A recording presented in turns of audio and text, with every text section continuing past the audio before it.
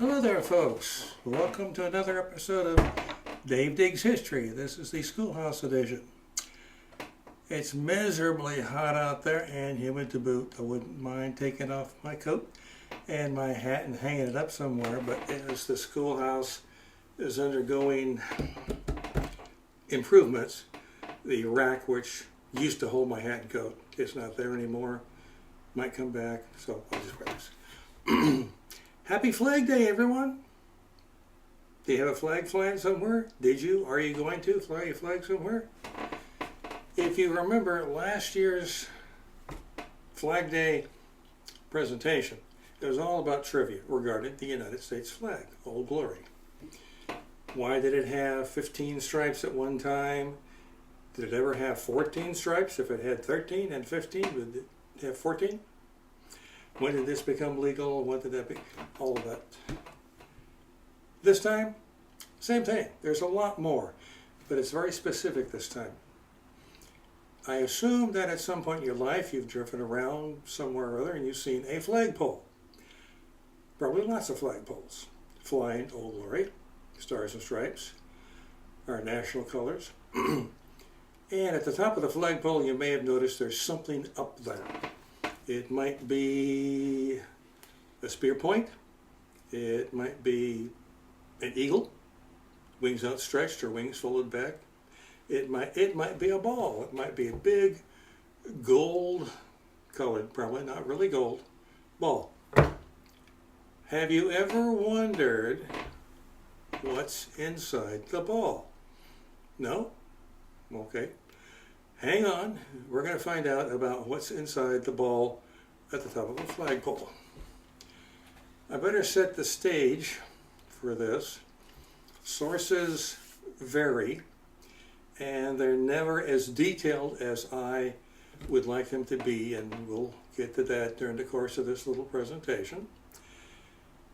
But supposedly there's some things inside the brass ball. Supposedly.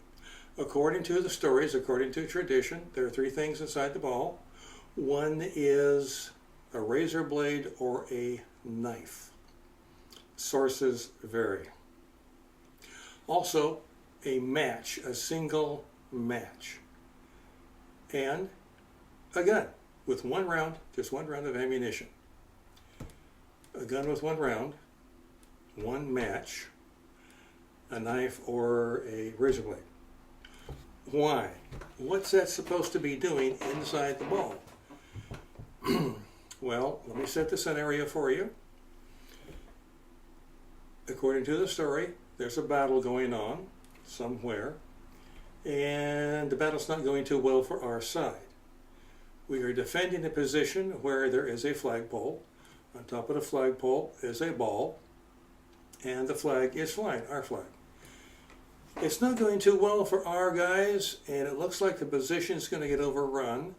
And if it does, they will take possession of our flag, and we must not allow that to happen. So here's where those three items inside the ball come in. Somebody, maybe you, person sitting next to you, has to shinny up the flagpole and get inside the ball, because that's where these three things are located. Now, the sources, as I said, are never as detailed as I would like them to be. How do you get inside the ball? Is there a little switch and the spring activated and it pops right up? Does it unscrew? Do you have to take a hammer up with you and smash it to get at what's inside? Details, details, details. At any rate, it's never explained how you get inside. You just get inside. So you're up at the top of the flagpole. You get inside the ball. You take out the razor blade, some sources say knife, and you cut the lanyard. The lanyard and Old Glory flutter to the ground, and you then shinny down the pole, keeping with you the match and the pistol with one round. Once you get to the ground, you take the one match, and I wish it were a box of matches or a lighter, but that's not the way the story goes. There's no evidence for that. You take the one match, don't botch this, strike it, get a fire going in the match, and then set the flag on fire. That way, when the enemy takes your position, all they get are some charred remains of Old Glory. They don't get our flag, and that way honor is satisfied. What do you do with the pistol in one round? You use it on yourself.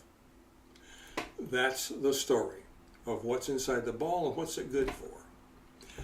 You're maybe wondering, why does somebody have to shinny up the pole to get at what's inside the ball? How come they just don't lower the lanyard and lower the flag with it and take it off, pull a lighter from their pocket, and not a match? And if there's a war going on, a battle going on, probably somebody has a weapon and at least one round of ammunition. I know it makes more sense that way, but that's not the way the story goes. You have to tell the story in its original form as well as you can determine what the original form ever was. Now, once the flag is burned, and once the position is taken, and once you are taking the long, long, long nap, looking up at the ground and not down below it, what happens? Well, the enemy has the position. They have the remains of what was being defended, but they did not get the flag. Honor has been served, as I said. They didn't capture our flag. Now, the sources for all this are old. They're quite old. And the sources don't quote, and I have a problem with this, the sources don't quote any sources. Okay, there's this one source that says the ball has three things. How do they know that? Where did they read that? Did they put those three things inside the ball? Where does it all come from? Answer, I don't know. It never says. But it makes for a good story, doesn't it? Anyway, I hope you have a safe Flag Day. I'm sure some of you have fireworks you're going to blast off somewhere or other. Be safe doing it. Save some for the 4th of July. This particular 4th of July upcoming is very important. We're never, ever, ever going to have a 250th anniversary of the 4th of July ever again. That was the story of what's in the flag. If you can corroborate this or think up something else that perhaps could have been or should have been in the ball on the flagpole, please leave a comment down below. I'd like to see it, and I'm sure other people would too. A like and a subscription helps to keep material like this coming your way. And until the next time that our paths cross, I have the honor to remain, once again, your most respectful and obedient servant, Dave Diggs, coming to you from the schoolhouse of a long time ago. Once again, happy Flag Day. Now about the flag.